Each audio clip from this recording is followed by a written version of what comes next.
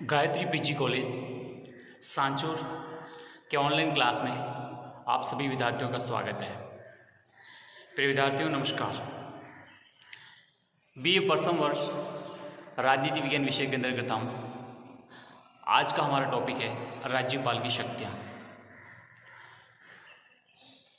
आज की कक्षा में हम ये समझने का प्रयास करेंगे कि हमारे राज्य विधानमंडल जिसके प्रमुख अंग राज्यपाल हैं और राज्यपाल की क्या क्या शक्तियाँ हैं, इस सबको एक एक हम टॉपिक वाइज स्पष्ट करेंगे। तो आइए सबसे पहले हम देखते हैं कि जो हमारे राज्यपाल हैं, जिनको राज्य के स्तर पर वही शक्तियाँ और वही कार्य हैं जो प्राय केंद्र में राष्ट्रपति के होते हैं।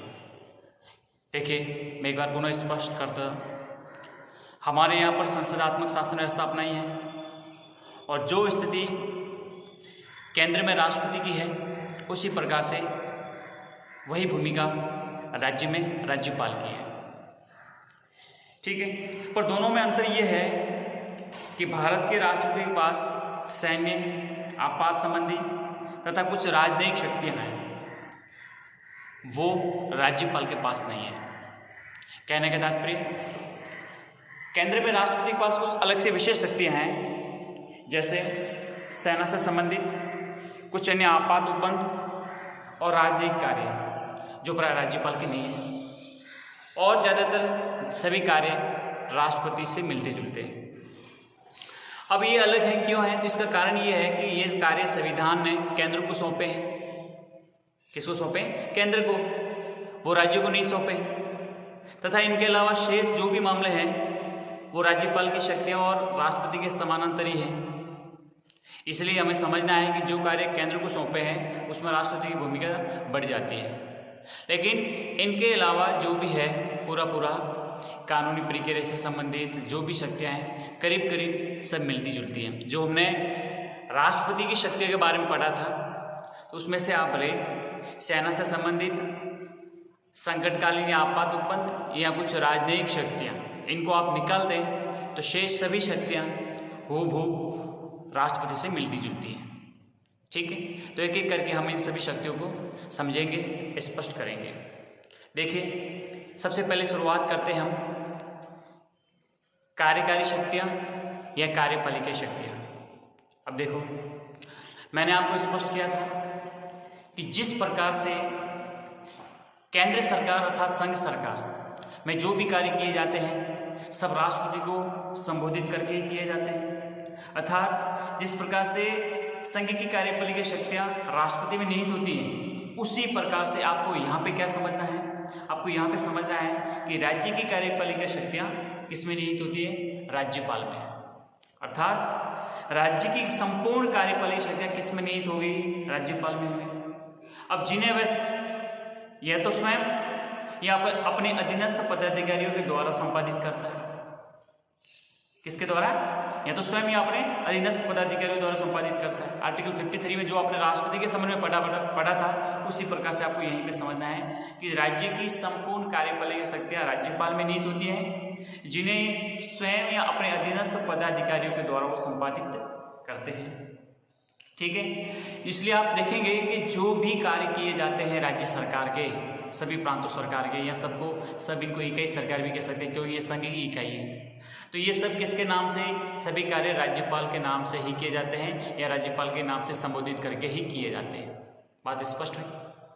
ठीक है, अब देखो, जो भी कार्य राज्यपाल के नाम से संबोधित होते हैं तो देखो सबसे पहले क्या करते हैं? वो मुख्यमंत्री की नियुक्ति करते हैं। कार्यपालिका शक्ति में सबसे बड़ा काम क्या है कि वो मुख्यमंत्री की नियुक्ति करते हैं। आपने देखा होगा केंद्र में राष्ट्रपति भी क्या करते हैं? प्रधानमंत्री की नियुक्ति करते हैं। तो हूबहू ऐसा राज्यपाल के राज्य में क्या करते हैं? वो मुख्यमंत्री की नियुक्ति करते हैं तथा उसके परामर्श पर अन्य मंत्रियों की। अब राज्य में मुख्यमंत्री की नियुक्ति तो राज्यपाल करते हैं, लेकिन अन्य मंत्री हैं उनको मुख्यमंत्री के परामर्श के बाद ही उनको नियुक्त करते हैं तथा सभी मंत्री उनके प्रसाद पर्यंत अपने पद पर बने रहते हैं। जिस प्रकार से हमने केंद्र में समझा था कि राष्ट्रपति के प्रसाद पर्यंत बने रहते हैं, उसी प्रकार राज्य में भी राज्यपाल के प्रसाद पर्यंत अपने पद पर बने रहते हैं। स्पष्ट हुआ। तथा आपको विशेष तौर से यह समझना है कि भारत के 4 राज्य छत्तीसगढ़, झारखंड, मध्य प्रदेश और उड़ीसा, छत्तीसगढ़, झारखंड, मध्य प्रदेश और उड़ीसा के जो राज्यपाल हैं उनको एक विशेष दायित्व दिया हुआ है। क्या दायित्व दिया हुआ है कि वे अपने राज्य में जनजातियों के कल्याण हेतु एक मंत्री नियुक्त करेंगे। अब ये जो चारों राज्य हैं ये वहाँ पर ट्राइबल आदिवासी जनजाति बहुत ज़्यादा संख्या में निवास करती है। तो जरूरी है कि जब ट्राइबल ये जो सोसाइटी है ज़्यादा निवास करती हैं तो उनके कल्याण के लिए, उनके विकास के लिए एक मंत्री नियुक्त किया जाएगा। तो इसलिए इनका स्पष्ट है कि छत्तीसगढ़, झारखंड, मध्य प्रदेश और उड़ीसा के राज्यपालों को विशेष दायित्व हैं कि जब भी अपने वो मंत्रिमंडल का परिषद का विस्तार करें तो एक ऐसे मंत्री को भी नियुक्त करना होगा जो इनकी जनजातियों के कल्याण हेतु काम देखेगा। ठीक है, ये उससे संबंधित हो गया। अगला है कि राज्यपाल है वो राज्य में महाधिवक्ता को नियुक्त करता है।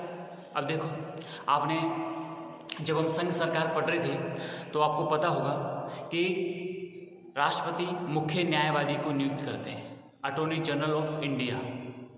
वो भारत सरकार के वकील होते हैं, भारत सरकार की पैरवी करते हैं सुप्रीम कोर्ट, हाई कोर्ट में, कहीं भी जहाँ भी वो संबंधित मामला हो वहाँ पर।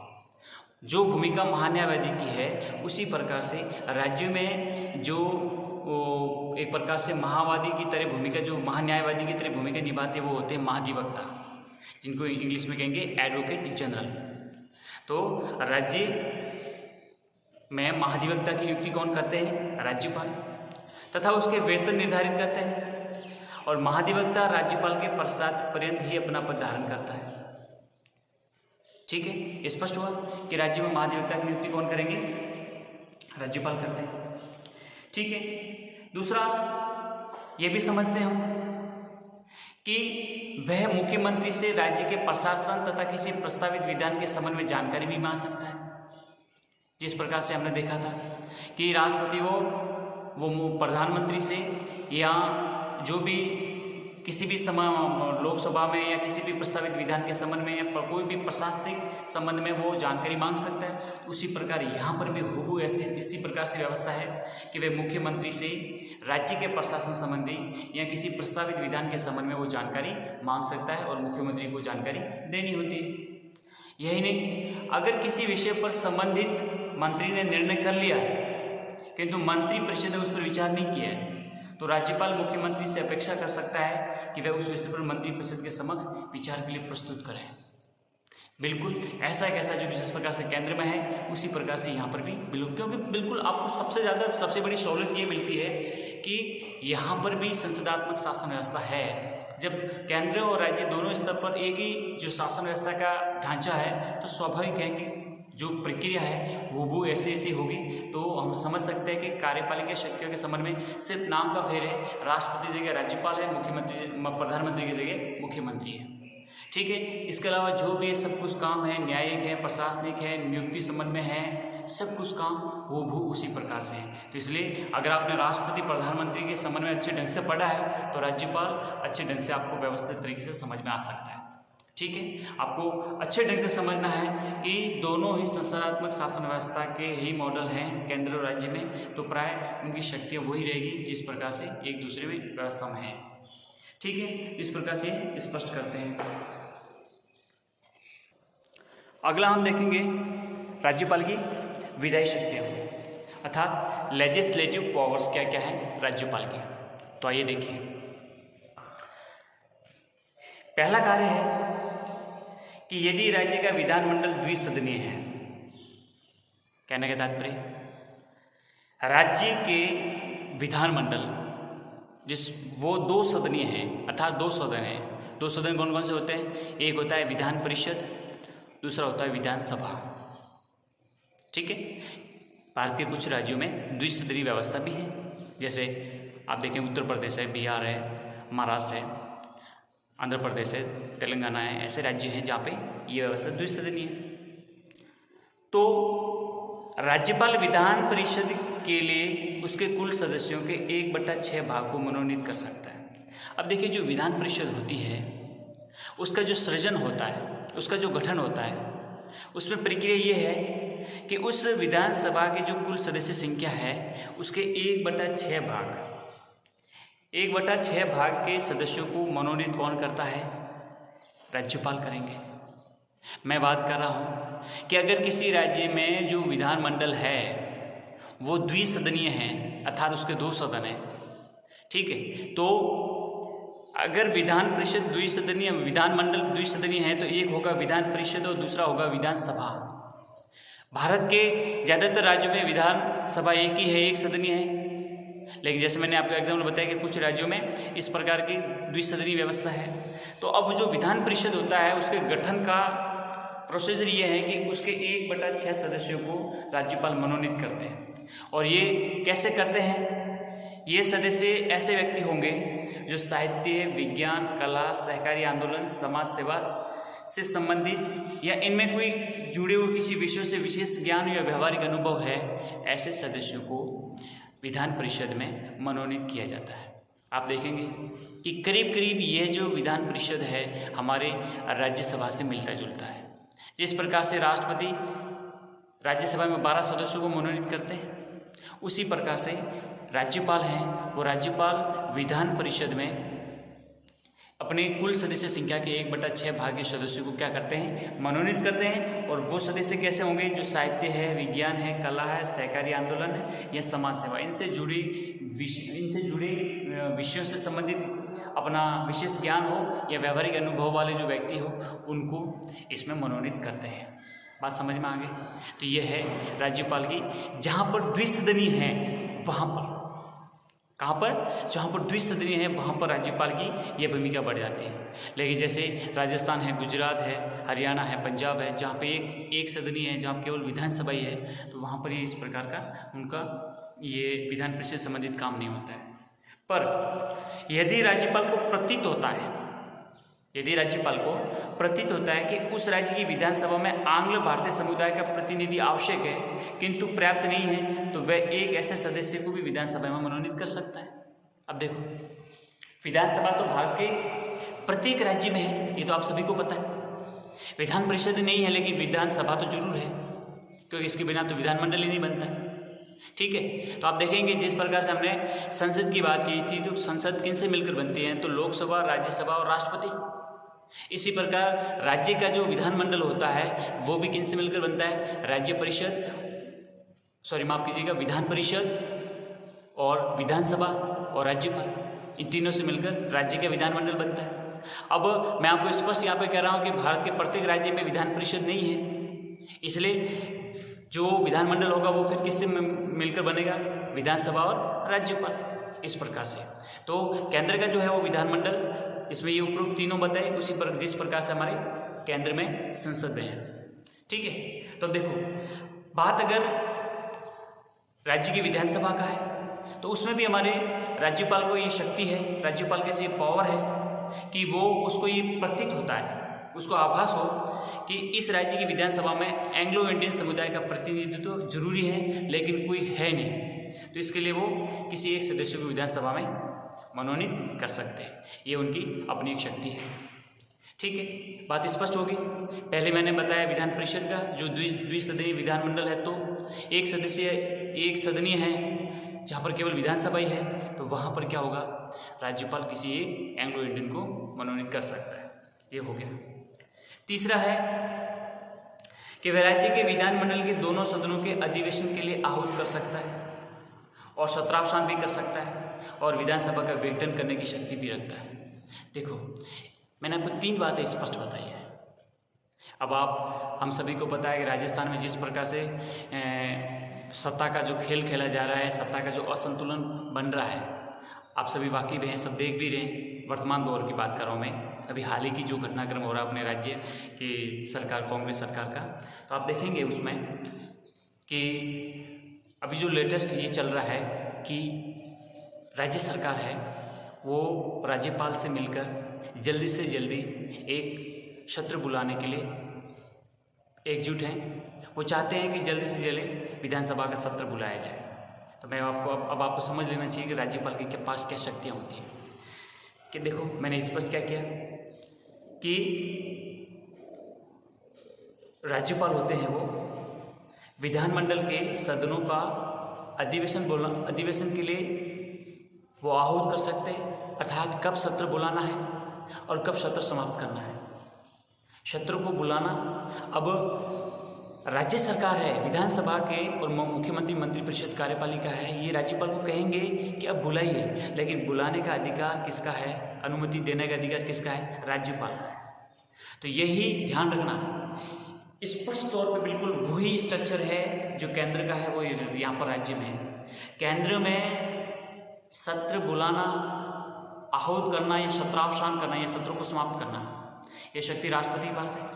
राष्ट्रपति परमिशन बिना नहीं बुला सकते। यही कि यही हुबहू यहाँ पर राज्यपाल के पास है।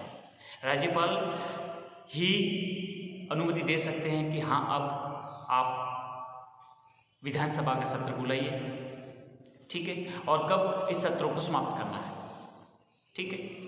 ध्यान रखना, सत्र एक बार प्रारंभ हो गया है तो फिर प्रारंभ होने के बाद विधानसभा अध्यक्ष होते हैं, उनकी भूमिका बढ़ जाती है। वो इस सत्र के संबंध में यही कर सकते हैं कि वो स्थगित कर सकते हैं कि आज के लिए कार्रवाई है वो यहीं स्थगित की जाती है, अग्रिम कार्रवाई अगले दिन सुबह इतने बजे से स्टार्ट होगी। एडजॉर्न करना या हिंदी में क्या स्थगित करना, ये राज्य के विधानसभा अध्यक्ष की शक्ति है, लेकिन राज्य के विधानसभा अध्यक्ष न तो आहूत कर सकते हैं न सत्रावसान कर सकते हैं, ये आपको समझना चाहिए, ठीक है। तो अब देखें कि अभी जिस प्रकार से हमारे राजस्थान का जो घटनाक्रम है वो यही इस मोड़ की ओर जा रहा है कि वो राज्यपाल से कहते हैं कि आज सत्र बुलाइए। अब सोचो, आप सभी राजनीति विज्ञान के छात्र हैं, आपको इसके बारे में जानकारी होनी चाहिए क्योंकि हम राज्यपाल की शक्ति पढ़ रहे हैं, राज्य सरकार से संबंधित पढ़ रहे हैं। तो देखिए, अब सरकार ये इस प्रकार से सत्र बुला के क्या स्पष्ट करना चाहती है, सत्र बुलाकर ये स्पष्ट करना चाहती हैं अपना एक बहुमत स्पष्ट करना चाहती है कि हाँ हमारे पास सरकार में पर्याप्त बहुमत है, और एक बार बहुमत कहने का तात्पर्य विश्वास हो जाए, विश्वास मत हासिल मतलब पेश करके ये शक्ति अर्जित कर लेते हैं कि हाँ हमारे पास इतनी हमारे विधानसभा सदस्यों का बहुमत है, हम सरकार सही ढंग से चला पा रहे हैं। क्योंकि जिस प्रकार से इस सरकार में जो इस पार्टी की मध्य जिस प्रकार से दो बड़े गुटों के साथ जिस प्रकार का विभाजन पाया गया है, तो स्थिति ये हो गई है कि क्या इस सरकार के पास बहुमत है या नहीं है। तो अभी ये एक प्रकार की किसी कल्याणकारी योजना का विधेयक लाकर व्हिप जारी करवा के उस विधेयक को पास करवाने में जब हो जाएगा तो ये 101 का जो जादुई आंकड़ा है ये पार हो जाए तो एक प्रकार से स्पष्ट हो जाता है कि हाँ सरकार के पास बहुमत है। लेकिन खैर ये राजनीतिक विषय है, लेकिन मैंने आपको इसलिए समझाया, इसलिए ये बात की क्योंकि हम राज्यपाल की शक्तियाँ पढ़ रहे हैं और उसमें भी विधायी शक्तियाँ कि कब सत्र बुलाना है, और अभी सत्र बुलाने की पूरी कोशिश की जा रही है, इसलिए ये टॉपिक मैंने आपको बताया, ठीक है। तो देखिए, तो ये सत्र बुलाना, सत्र को समाप्त करना, तथा बड़ी शक्ति है कि वो विधानसभा को विघटित भी कर सकते हैं, विधानसभा का विघटन करने की शक्ति भी रखते हैं। किसके पास? ये राज्यपाल की अपनी शक्ति है। अगला जो है वो ये है कि राज्यपाल विधानसभा के प्रत्येक आम चुनाव के बाद होने वाले प्रथम सत्र के आरंभ में और प्रत्येक वर्ष के प्रथम सत्र के आरंभ में विधानसभा के साथ अभिभाषण करता है। अब देखो, जो ही विधानसभा के चुनाव होंगे और चुनाव होके तुरंत बाद जब पहली बार सभी नए सदस्य हैं वो सब अपनी शपथ ग्रहण करने के बाद में जो ही सब उपस्थित होते हैं तो पहला जब सत्र होता है तो उसको संबोधित कौन करेगा? राज्यपाल, विधानसभा के तुरंत बाद। या फिर ये तो करेंगे, साथ ही साथ जब नए सिरे से अर्थात प्रत्येक वर्ष के प्रारंभ में जो सत्र होगा उसमें भी हमारे राज्यपाल उस सत्र को क्या करेंगे? संबोधित करते हुए अपना अभिभाषण प्रदान करेंगे। ये भी हमारे राज्यपाल की एक विधायी शक्तियाँ हैं। इसके अलावा हम देखते हैं कि राज्यपाल राज्य के विधानमंडल में लंबित किसी विधेयक के संबंध में, राज्यपाल राज्य के विधानमंडल में लंबित किसी विधेयक के संबंध में या किसी अन्य विषयों के संबंध में विधानमंडल के सदन या सदनों को संदेश भेज सकते हैं। अब देखो, बहुत बड़ी शक्ति है। हमारे विधानमंडल में कोई लंबे समय से अटका हुआ कोई विधेयक है उसके संबंध में, या इससे जुड़े हुए किसी अन्य विषय के संबंध में विधानमंडल में किसी प्रकार का संदेश भेजना है, किसी प्रकार का संचार करना है, ये भी राज्यपाल की एक अपनी शक्ति है। तथा यदि विधानसभा अध्यक्ष और उपाध्यक्ष दोनों के पद खाली हैं, यदि विधानसभा अध्यक्ष और उपाध्यक्ष दोनों के पद खाली हैं और राज्यपाल विधानसभा के किसी सदस्य को उस पद के कर्तव्यों का पालन हेतु नियुक्त करते हैं, तो उसके पास भी वही शक्ति होगी जो विधान परिषद के संबंध में है। अर्थात विधानसभा अध्यक्ष उपाध्यक्ष दोनों पद खाली हैं, संसद का सत्र चल रहा है, तो फिर उस समय क्या स्थिति होगी? तो उस समय किसी भी सदस्य को ये शक्तियाँ दे सकते हैं और वो उन शक्तियों के पास जो भी संवैधानिक उपबंध है उसके अनुसार वो शक्तियों का प्रयोग कर सकते हैं। यदि ये प्रश्न उठता है कि राज्य के विधानमंडल का कोई सदस्य किसी निहरता अर्थात डिस्क्वालिफिकेशन अयोग्यता से ग्रसित हुआ है कि नहीं हुआ है, तो निर्वाचन आयोग की राय के अनुसार राज्यपाल इस संबंध में विनिश्चय करता है कि उसका विनिश्चय अंतिम होता है। ध्यातव्य है कि उससे ये विनिश्चय निर्वाचन आयोग की राय के अनुसार ही करना है। अब देखो, प्रश्न ये है कि कोई भी राज्य के विधानमंडल का अर्थात विधानसभा का कोई सदस्य अयोग्य से ग्रसित हो गया है, ये ग्रस्त हो गया, डिस्क्वालीफाई हो गया है, तो हुआ है नहीं हुआ है, तो ये जो है हमारा राज्य का जो निर्वाचन आयोग होता है उसके संबंध में उन्होंने ये बताया है कि ये शक्ति राज्यपाल के पास है और राज्यपाल ही वो अपना अंतिम निर्णय लेते हैं। ठीक है, पर ये निर्णय जो भी करते हैं वो निर्वाचन आयोग की राय के अनुसार करते हैं, ये भी इनके पास शक्ति है। तथा दूसरा समझते हैं, राज्य विधानमंडल द्वारा पारित कोई विधेयक अधिनियम तभी बन पाता है जब राज्यपाल उस पर अनुमति प्रदान करते हैं। कि जो कानून बनाने की जो प्रक्रिया है, कानून का जो पूर्व रूप होता है उसको विधेयक कहते हैं, और जो विधेयक विधानसभा से पारित होकर राज्यपाल तक नहीं पहुंचता है और राज्यपाल जब उस पर हस्ताक्षर नहीं करते तब तक वो कानून नहीं बनता है। लेकिन जैसे ही राज्यपाल ने उस पर हस्ताक्षर कर दिए तो फिर वो अंतिम रूप से कानून का रूप ले लेता है। तो ये हो गई राज्यपाल से संबंधित सभी विधायी शक्तियाँ। हमने आज स्पष्ट किया, एक कार्यपालिक शक्तियाँ, दूसरी विधायी शक्तियाँ।